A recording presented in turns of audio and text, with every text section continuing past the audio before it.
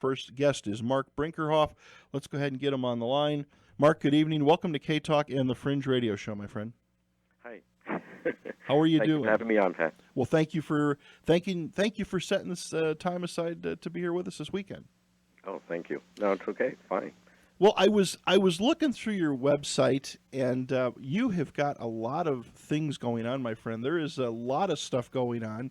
I didn't even want to start to try to scratch the surface of a bio for you, but maybe you can give our listening audience a little bit of kind of where things started and what you do and what you're about and who you represent. And I found your website fascinating, and everything that you're involved with is fascinating. Well, where to start, right? It's like a lot of things I'm involved in, but actually, if people understand reincarnation, it's kind of like that the reason I'm here. Okay. I'm what they call a walk-in.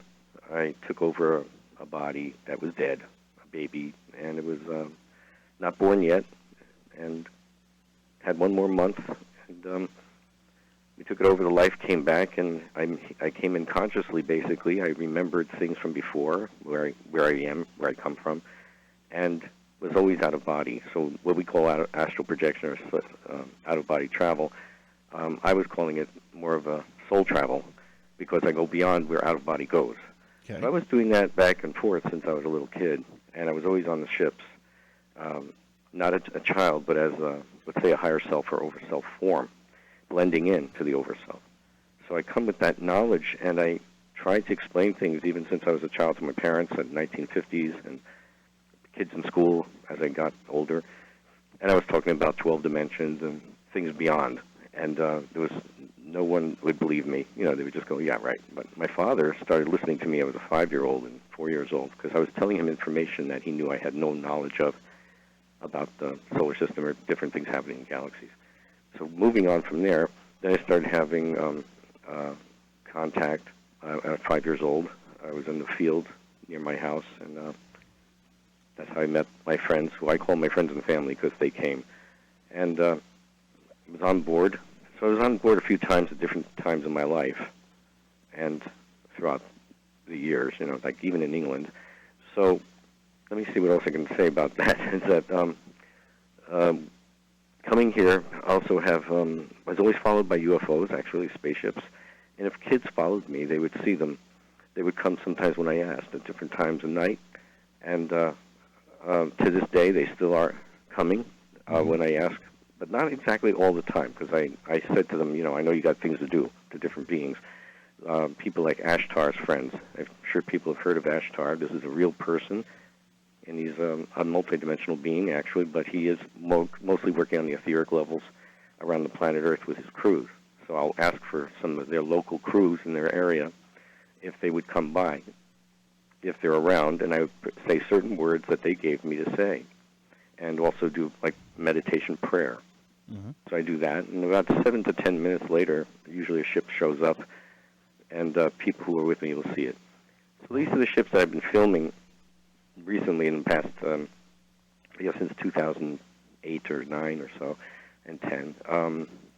These are the ones that are around New York. I would open my window and I can call out, and ships would come by. So I take photos of them outside the windows here in New York City and in Central Park, which is up the block from me. It's like a half a block away, Central Park West. So I would go up there, and a lot of my recent photos, May 14th and April 18th, show amazingly not the spaceship I was filming, but pictograms or strange symbol shapes in the April 18th film. My wife was with me in the park, and she took pictures with her movie camera on one of our cameras, and I had a 300 millimeter lens, so we have like 75 images. I was just taking them right after another. And people can look at those images, picture by picture, and I was told that there was embedded in the energy of the pictures of these UFOs that were taken, was information for our genetic codes or for our frequencies, our DNA, let's say, and also awakening the pituitary and pineal gland area of our bodies. So if they can look at that on my website, which is intergalacticmission.com. Yeah, a lot of interesting photos, and I mean, a nicely done website, Mark. A lot of information, and not your typical flying saucer that so many people, or the blinking lights or what have you. I mean, some very unique looking craft. They're very strange, some of them, and I'm telling you, they just materialize on. I would take some pictures of them. We'll take pictures. They will move a little, and then just dematerialize, like flash off. And I have binoculars with me, and I look at everything with binoculars before I even go for it with a photograph, because I want to be sure what I'm looking at is what I'm seeing. Because even though I'm told to look up by them telepathically, the crews, I hear look up, turn around, or something like that. Mm-hmm. And when I look up, there's like 3 orbs or spheres, or there can be a disc there or something. So I'll still look for binoculars just to be sure. But if I'm on the streets of New York, I don't always carry a camera. And I'll be heard, look up, I'll hear that, and I'll see it, turn around. If friends are with me, they'll see them. And then within, I'd say 10 minutes or 20 minutes, they just dematerialize. They might move and just go flash off, like that. So people get excited because they've never seen one. They say, well, if you hang with Mark, you'll see something sometimes. But we have I'm trying to figure out all the things to tell you because, let's see, the mission I'm on here, I always thought there was some kind of mission since I was a kid because I was telling my father, I'm here for helping people with information about not to fear death, life after death. What happens after you die? Where do you go from here? And I work on the other side sometimes helping people who have gotten confused when they passed on, and I'll go over and help guide them over to the other areas, the higher dimensional spaces, let's say, the heavenly areas. Mm-hmm. And there's more beyond that. And so even as a kid, I was telling people about 12 dimensions or 12 planes. And this is during the times when people only said there were 7 planes, back in the 60s and the 70s. But where we were manifesting in the ships, the Arcvana, we call them, the giant Arcvanas are bigger than planets. They are on a 12th dimensional space, and they work within the 10th, 8th, 9th, and 7th planes of existence, but mostly on the higher. So you'll see teachers, you'll see masters and teachers, you'll see our angels working there. And this is a place I've taken a few friends when we were out of body. I was able to take them to a few of these ships, and they remembered being on the ships and meeting my ET friends. And people can see the ETs. I'm talking about if they go to extraterrestrials or ET encounters on the website, again, intergalacticmission.com, so you can see these beings. And there's all kinds of beings, but all different shades of skin tones that they create, from gold to bronze to a beautiful, beautiful black blue color, and then there's blue tones. So there are different types. I'm still drawing different beings. So people, if they tune in now and then, they'll see some other different beings and species, but most of them are humanoid-looking or human-like. And these beings I'm talking about that I had encounters with were 8 to 12 feet in height. So when I met them on the ships, they were 8 feet tall, most of them, and beyond, a little bit higher. In the higher realms, when you're on the ships out of body, they can be 7 feet. Ashtar is about 7 feet. And if you met them on Earth, they would only materialize for a little while and dematerialize because they're coming through etherically. But there are beings that are physical, that are human-like looking. They're just not humans, but they're human-looking. Mm-hmm. So they can walk among us. And my close friend at the time now, he's passed on, Ingo Swan, had experiences with a lot of the human-like ETs. He was here in the 70s and the 80s. So the mission we have is to help all galactic souls, and everybody's a galactic soul. We're all from someplace else. Earth isn't the first place you were born on or so. And people consider themselves Earthlings, let's say, but there's more than that. And my job here is, like the crews have always told me, well, you're for the few, not the many. The few are the ones who understand there's more beyond here. Right. And the many would be the people that maybe are afraid to leave planets, or they just believe they're here on Earth reincarnating. My job is to help them understand there's more, and to help them get off of these karmic traps or karmic wheels of illusion here on the 3D reality of Earth, which we call boot camp. And it's a boot camp down here for the spiritual beings. So we help them to get towards transcendence by connecting consciously to their higher self or over self, universal self, true self, over soul, to show that we're all galactic souls and brothers and sisters in the light of our infinite creator. And the ascended ETs that I work with are people like Sananda, also known as Yeshua, who was Jesus on planet Earth when he was walking here 2,000 years ago. But I've always known him, but not as Jesus on the higher realms, until I was old enough to understand as a child who he was, and my grandmother was telling me. I said, "Oh, I know him. But I don't know him I didn't know him by this name." So he's a real person. He's a real being, and Yeshua is actually a person that is alive right now. And I've met him, and he can materialize in your room and dematerialize. Have a cup of tea with you if you need to. So we're here, like the ETs will say, what they're here for is they're concerned about our spiritual evolution, the way we take care of planet Earth, and not polluting it. They would wish we wouldn't do that. And the physical encounters I've had were from, I guess, to help me, because I was here and I had all that different knowledge, and they would just tell me different things. So they've been right along telling me things, even like Fukushima, when that happened. They said, well, it was more than that, and they're going to tell you different information on the news, but there's more than one reactor that was damaged, and that's before the people knew there was more than one reactor damaged. I was telling people about that. Mm-hmm. So they said it was not as good, poisoning the planet. We got to stop that. Let me ask you, Mark. One thing that I think people have a hard time wrapping their head around things is that, it seems like to me, I talk to a lot of people like yourself, a lot of other contactees, a lot of other experiencers, and you mentioned, Earth as being boot camp. Are there other Earth-type planets out there in the galaxy with the same types of things going on? I mean, are we the only ones here, or are we one of many thousands, tens of thousands, and this is happening in other places in other ways? And yes, maybe they don't look like we do because, of course, people talk about extraterrestrials. People say, well, they're strange-looking beings. Well, it depends where you were born. If you were born on a planet, I saw a little program, a website one time on the internet. I wish I had kept bookmarked it, about if an individual was born on the planet Mars. A human was born there with the lower gravity, how physically they would change. So of course I think beings, people, ETs, greys, what have you, whatever you want to call it. At the end of the day, we all kind of accommodate to where we live and where we survive.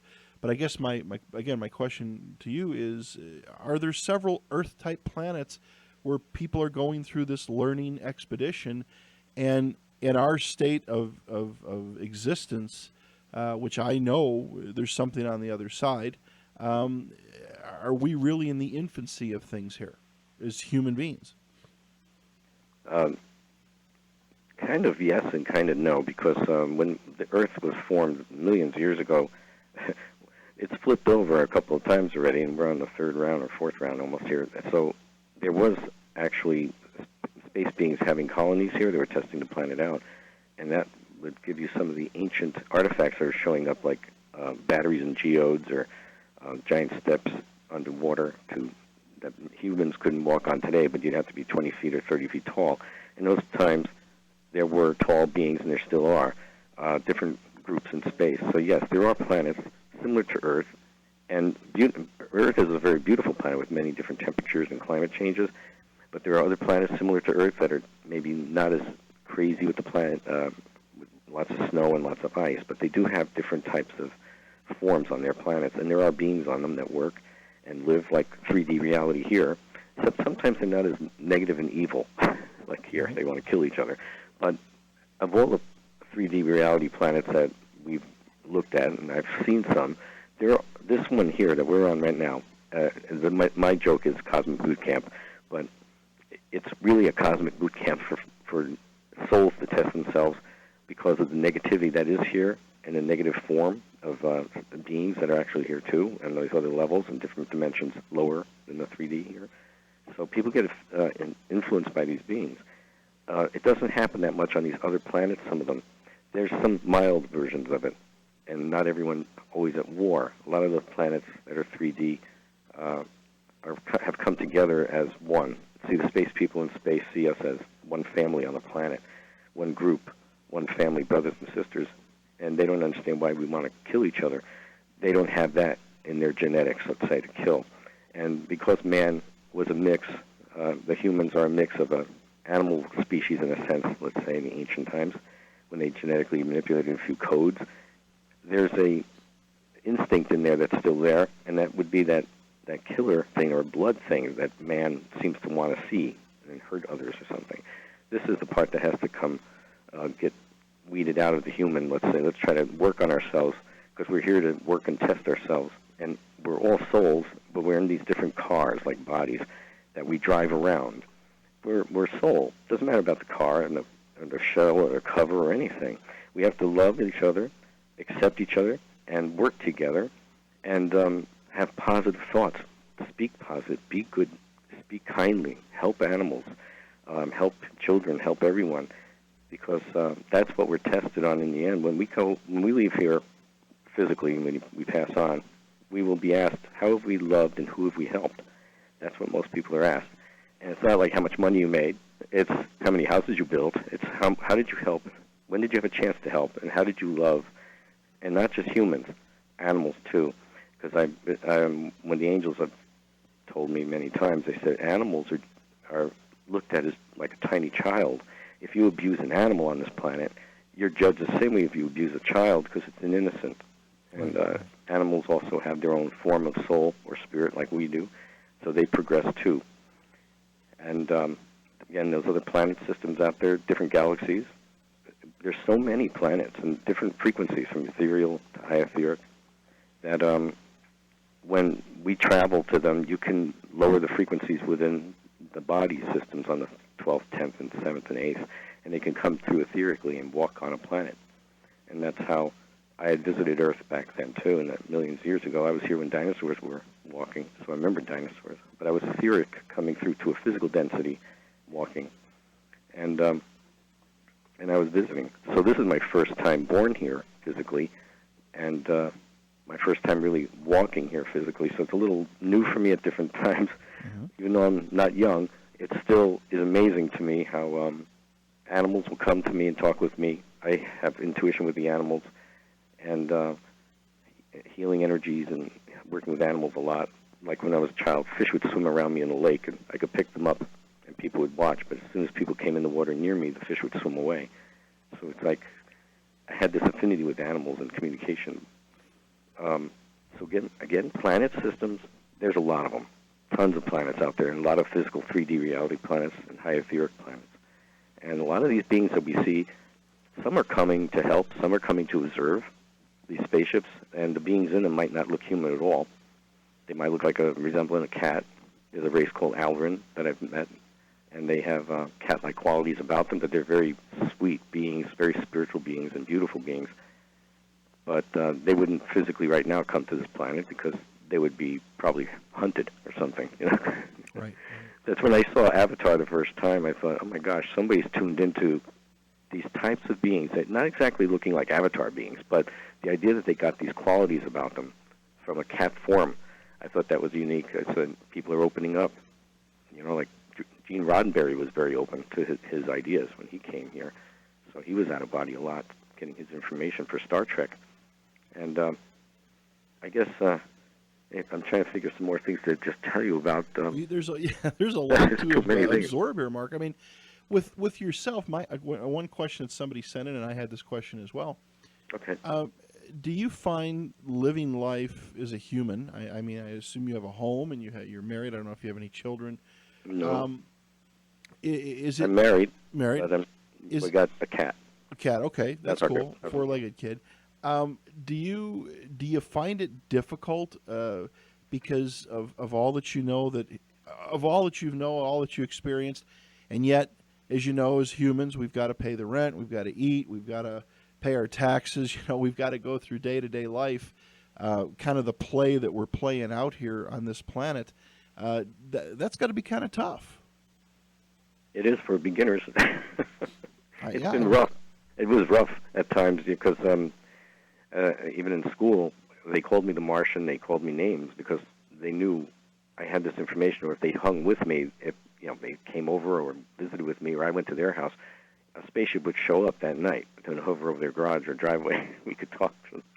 So these were happening, and that's why it was a little strange, because even the being, I'm so telepathically in touch with my friends and my family, because I'm connected to my over self, or let's say higher over part, and I'm what you call, I guess, I'm an aspect of my own over part, like a higher self energy, because I've had some intense psychics, including Ingo Swan, say to me, "Oh my gosh, this is you here." He was looking at a drawing I drew. He says, "This is you," and I said, "How do you know that?" I didn't tell him, and he says, "Well, I see you right there. I see you in there." And I said, he was one of many psychics. I got like 5 other psychics say, "You're this other being. This isn't you. This is you. This picture here. This is how I see you." So when people are out of body with me in a lucid dream state, we go out of body and people remember, they won't meet me. They'll meet my other part, my over self, which is me, my, let's say, higher self. So I'll be visiting in the dream state with them. And this is how I've always told people, I'm in here. I'm like I'm myself in here in this body, but I don't resemble this body when I'm out of body. And this is why when you leave your body at night, you can appear the way you feel. For people out there who might say, "Well, I don't know. I look in a mirror and this is me," but in reality, we're way more than we think we are. We're beautiful, beautiful spiritual beings, and like people have said, we're spiritual beings having a physical experience. It's true. So we choose our life, whatever we're going to do here, and before you come into the life or the body or the baby. And I used to tell little kids in the 3rd grade, do you realize what you're doing is a test? You've already taken the test. You wrote your test, and you already know your answers. Now you're here. You have to remember them. So when you have to be very intuitive and listen to your inner gut feelings most of the time for people out there, when the gut reaction is the correct reaction at first. If something feels wrong, it is. And if you feel intuitively driving somewhere and it says, take a left, don't take the right, go left now. Take the left because something they're warning us about up ahead. Mm-hmm. And I've tested this out, too, with people. Yeshua is my close friend. He's all of our friends. He's brother, sister, brother, mother, father. He's everything. He has the total aspect of creator and has that position because of something that had happened before when souls were all created. He always says he's one of us, yet he is this aspect of creator because he basically got that position because of things he had done, but he was first to come back to creator. We all go back and forth to the creator, or mother, father, creator, on the higher frequencies. And on the high realms, the 12th dimension, 11th and 10th, and beyond, the 22nd as well, we're light beings.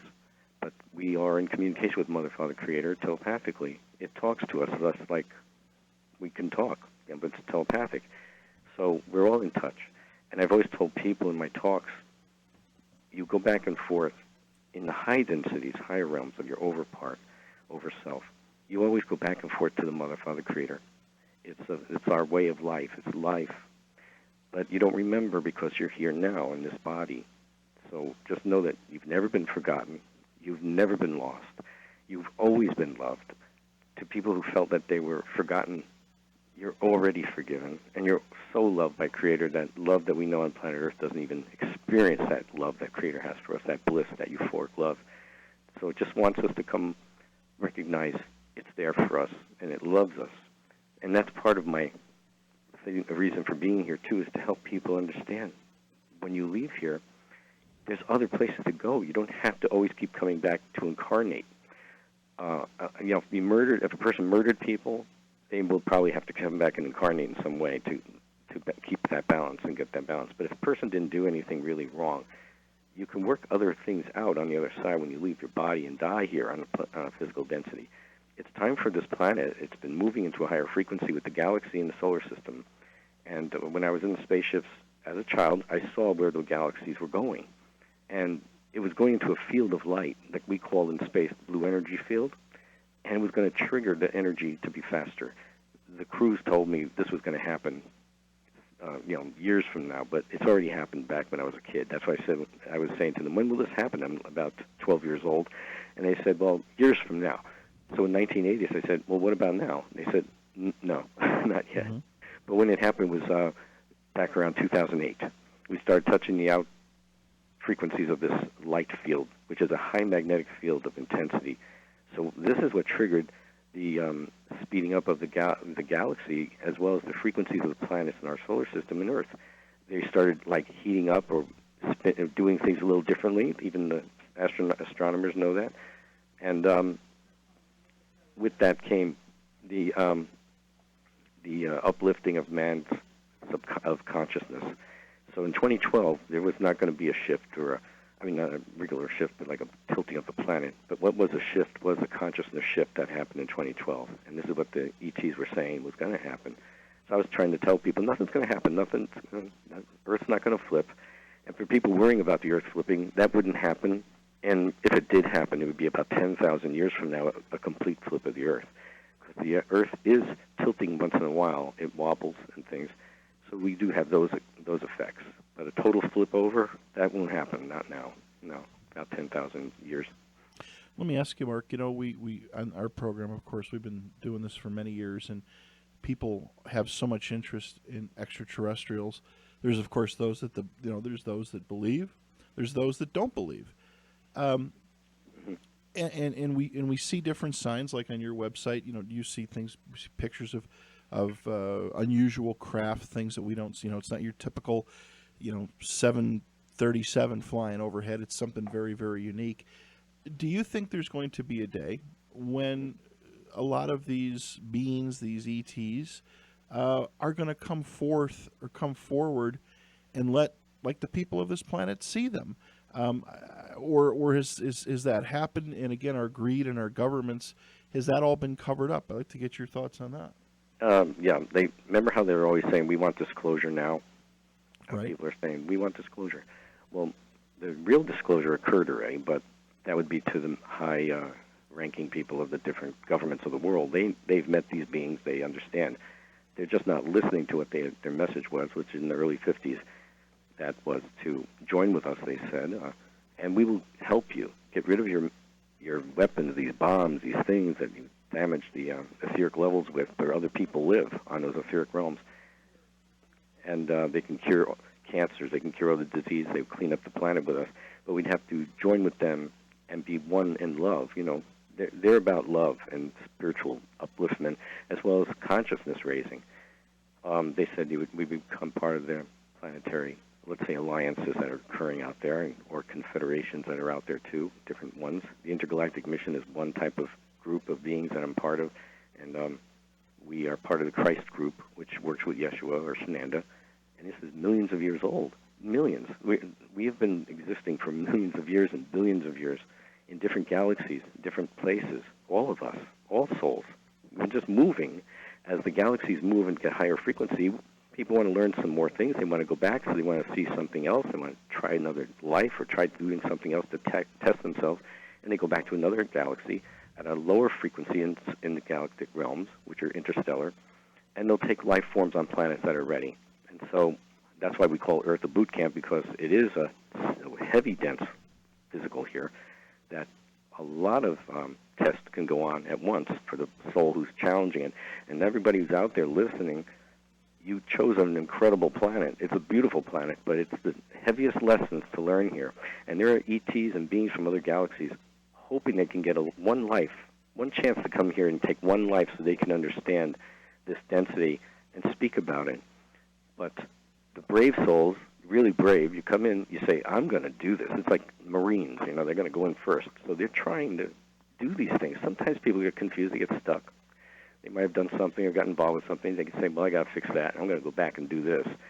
And again, souls are usually veiled a little before birth. Sometimes they're not, but there is a veiling occurring that blocks some of their past incarnations out and doesn't allow them to see too much unless they start tuning up. They might have certain talents they brought back from other times. I was born an artist here, and I all you see on my art is self-taught, and that's since I was a kid. So it's I came to show what I see, what I've come from, the places I've been, to show that, to help people to not be afraid. Yeah, I've met other ET type beings too. I've met different ones that look like grays and species of different types of beings, and they're very nice beings. Not all of them are negative. They always explain, well, a lot of them are scientific, and there are good ones too. There are actually good ones that are trying to help.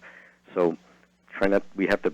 Everybody out there has been at ET somewhere along in different galaxies, someplace else. So we're not all strangers. We've all been here in different places before. But like in the higher realms, they always say, well, we're all one, in a way connected. We're all aspects within overparts and oversouls that are on the high realms. But on the higher realms, they see everything as one, happening now at once. And it's hard to twist your mind around it, because it's when you say, well, it's all now. But Yeshua, when he was here on Earth, tried to explain that a little bit when he said, don't worry about tomorrow.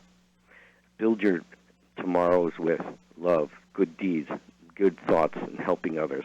And don't worry about the past. It's past. Don't dwell on the past, because it brings that energy back into this reality now with you. So when they say all is now, it's happening at once. Even on the high realms where there is no time, they can go back and forth through time. So a lot of people who said in the history here, like Earth, they might say, well, a lot of these space people coming might be our own future selves. And a lot of that's true. They are coming back as time travelers in a sense of time. But where they are, there's no time. So for them, they just see the time realities, and then they can materialize within those realities with their craft that they use, that are interdimensional worker craft. I know I'm trying to say so much at once, but one of the most beautiful things they've gifted me with, as I was on the ships as a child, I would see these symbols go across walls, and I thought they were fancy art, some pretty little art going around on the wall. They would kind of move like a stream goes through the grounds on someone's lawn. It's rippling and rippling like stream in water. This is what I saw on the walls. But these symbols would pop up out and go down, and they would look 3D and come out and go back down again, like flowing with it, with energy. And so I went over and I touched them in 1999. I mean, in 2000. Well, let's say 2015 or 14, August. I decided to touch them and see what they really are, because I knew what they were in my over aspect, let's say over self, but my earth conscious was here too on the outer body on the ship. So I was having that consciousness awakening there, and then I touched the symbols and I saw what they were and understood them, and I was instructed by Yeshua or Sananda and some of the crew, different beings there, that said, you got to bring these back and let them play with them there on those dimensions where they are now, because these are high dimensional densities of vibration and sonics and sound and light.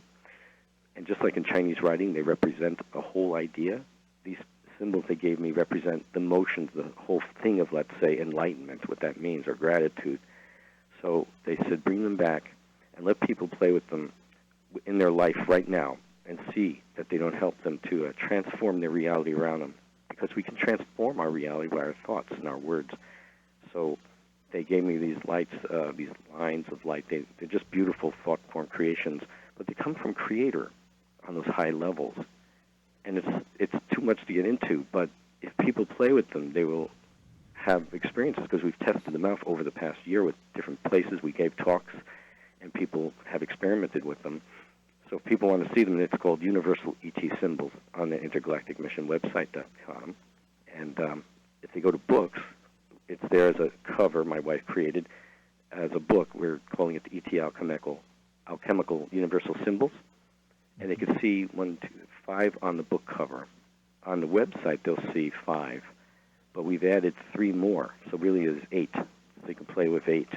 We have praise Yahweh, or praise God, or Alleluia, is one symbol, praising the Creator.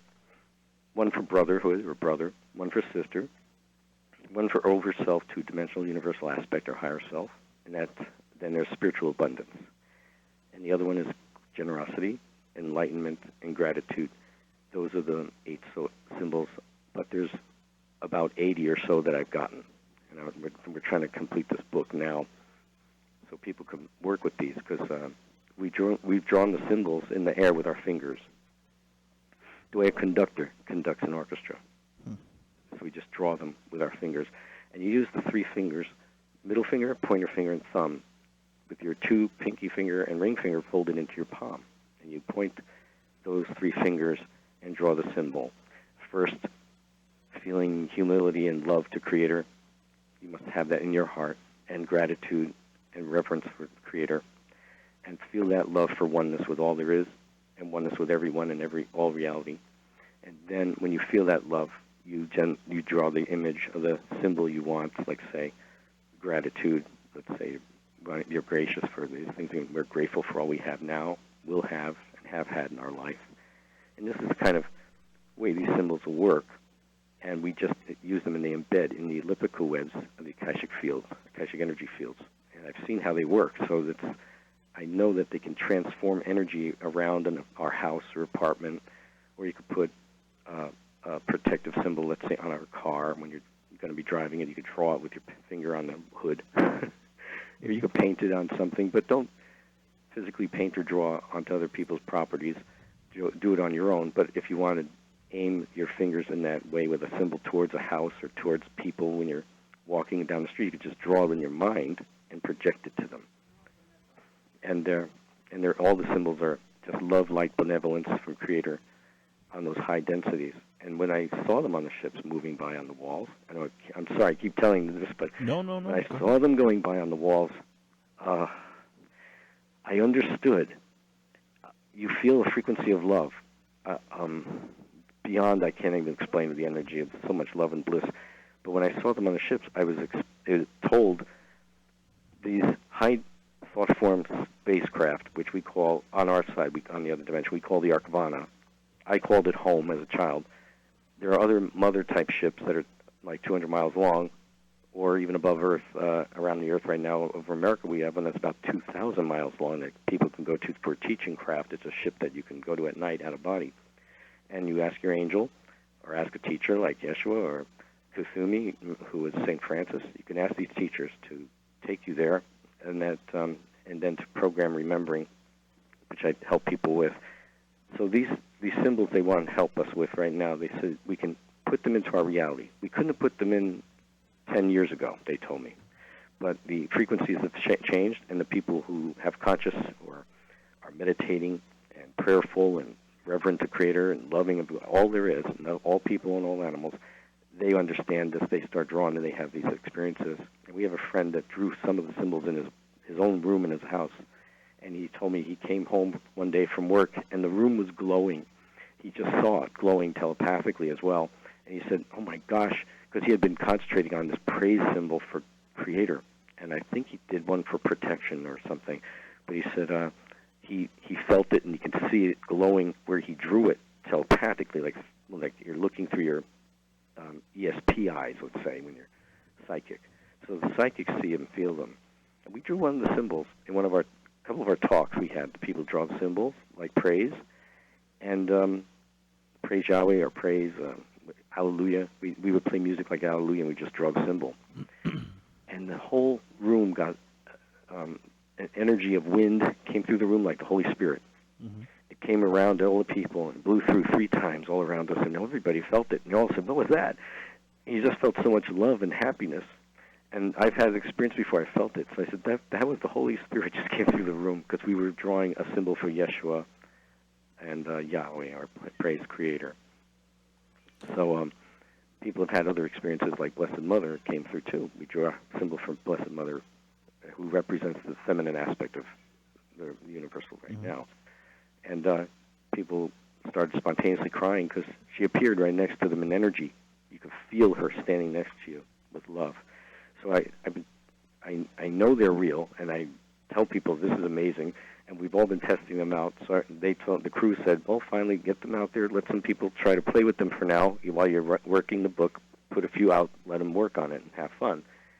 And that's why I want to get people to understand that's happening. Then we have, my gosh, that's one thing that I feel is most important right now, to help change consciousness for people, or reality changes around our yards or people we know. Or if we embed this energy enough, frequencies change.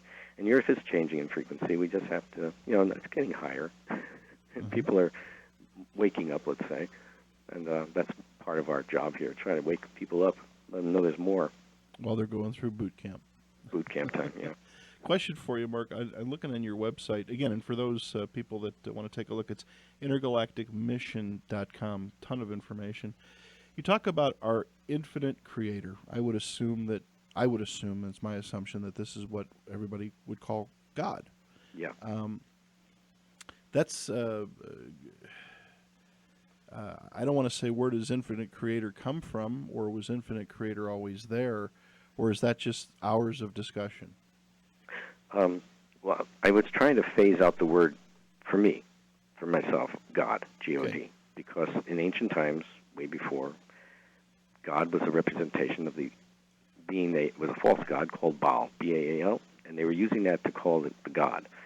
And in my teachings back in the early 70s, in fact, I remember them saying, when I was reading about different things, they said, well, if we keep saying God, it's like we're giving that subconscious energy back to this ancient deity that was Baal. And that they said that the biblical teachings, there were people who were writing different stories, kept it going to keep it confused so people would know the name of Creator. And I use Yahweh, which is, I speak it like this, Yahweh. That's how I was told on the ships, to use that. And Yeshua, for Jesus as well. And I had amazing miracles happening when I used those that way. Now, infinite radiant creator is how the space people call creator. And they call infinite radiant mother, father, creator, because they recognize that creator energy is mother, father, it's male, female, it's beyond. They're androgynous beings, and there's more. But so if people want to say, I'm praying to the Father, that's fine. Praying to Mother Creator, fine. It's okay. Even Yogananda used to call the Creator like Mother. Like he would say, I was blissful with Mother, or my beloved. And that's another one they use in space, the beloved. Beloved, I am presence, or the I am absolute one. Interesting. There is no religions in space. Right. Religion Yeshua, was created here on Earth. I mean, Yeah. Yeshua, those beings exist. All these beings are real. Yeshua's real, and he's for everybody. Him and Mary, Blessed Mother, let's say, they're for everyone. Doesn't matter what religion a person is, they don't care. If you're calling out to them, they will answer and come to you. And I've told this to other souls in different lectures, different people. If you concentrate for a week on one person you want to meet, let's say Jesus or Mary or Buddha, just concentrate on that person and just call their name and just say, I want to meet you. I want to meet you out of body. I want to have a lucid dream. I want to meet you. I want to have a communication with you in some way. Please come to me. I love you so much. And be one with them in that energy. Within a week, if it helps, if a person is really psychic, I guess, or in tune or meditating a lot, they usually get an answer sooner. But I'm just talking about the average person who's not sure, and just say, concentrate, play the game, work on it for a week. I've tested it all out when I was younger, and it happens. You'll meet Buddha. You'll meet all these different beings, whoever you're calling to. I've met all the teachers. Kuthumi, who is known as St. Francis, materialized up in upstate New York to me at a store, and we talked telepathically. And then when he walked out the door, I followed him, and he dematerialized, and there was no one on the street. Yeshua appeared here on Christmas Eve as a 12-year-old boy to me to tell me something I was worrying about and crying about, and hugged and kissed on the cheek, and I kissed him back. I just want people to understand these teachers, these beings, they're all real. They are real beings. And when you're praying to let's say a saint or talking to a master like Serapis Bey, who's from Venus, you just are really communicating with these beings if you call to them. But you have to be open. And test everything you hear. Test the spirits, as they say in the biblical teachings. Because a lot of people are channeling today, and they're channeling false beings. They're pretending to be people. Like Ashtar is one that they pretend to be. And knowing Ashtar on the other side, on the other spaceships, and he works around the Earth, too, in this galaxy, and he's in the solar system with his crews. He told me a long time ago, he said, well, I'm only talking to like 5 people telepathically. All the rest of the people are channeling somebody they don't know. It's just they're pretending to be. And then that remember Flight 370 that went into the ocean? Yes. I was asked that year when it happened back then. I was on the lectures. People would ask me, "What happened to that plane?" I said it went straight down. I saw it go down. I went on the other side and watched it go down. It went into an angle that when it went into the ocean, it went so perfectly in like a arrow going into the water that the wings didn't break off until after they went in the water down below, and it kept going down, and it got wedged in some areas. So yeah, people are down there, it's gone, but it starts moving around with the currents. So I pointed to maps when I told people this is where it went in, and all this is going to break apart down there, but there's a chasm down that area, and it's such heavy currents that it's moving around. So some people might have thought the space people took them. Somebody abducted the whole plane. Well, that didn't happen, and it wouldn't happen because if they took them from another dimension, they wouldn't just capture a plane and take it away, because it's against the rules for them to come through to do things like that unless the soul has already pre-planned that. So having a plane of all different types of people in it, we don't know their belief systems or what they've done. They just can't do that. It would be like against the rules. So I was always going against anybody saying something about channeling people saying, "Oh, we took the plane to the other dimension." No, I said, "No, it's in the ocean, and it'll come back, but it's so deep. The currents are going to move it around. But look how long it took. So when that wing came up, Right. that I knew that was one of the wings. I said, "Oh, there they go. Now it's going to start showing up. Hopefully, I know they're there, but we pray for them and bless the people. They went through a lot of shock, but they're okay now on the other side. But we'll start to see more things getting washed up in the near future." So, and by the way, I know people like to wonder if Earth's going to be taken over by ETs and all that. No. They would have done that thousands and thousands of years ago. We've been put on observation only on this planet, and it's since the humans, let's say, are in a quarantine of their own kind. They've made their own quarantine, where they can't go beyond certain areas in space until they learn to live with peace in a brotherhood. And the space beings have always said to me, we can't come there and land. Many of us don't look like humans. They are like us, but they're not looking like us. Right. And if people on Earth can't accept unusual-looking people, they can't even accept their own people. Right, exactly. So how are they going to accept us? So that's why if a disclosure comes for the humans on the planet right now, like all the people, they're going to probably bring out human-like beings here so people wouldn't be too scared. Not want to kill them. But take them apart. Yeah, right. But they've already come to the different militaries. There's human-like ones that work here. They're 3D, like us. They can live in your city and town and walk by you. But you don't even think twice.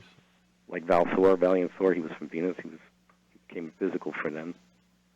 I know maybe you heard the story, but Valiant Thor was in the 1950s, the 60s. I did. I have.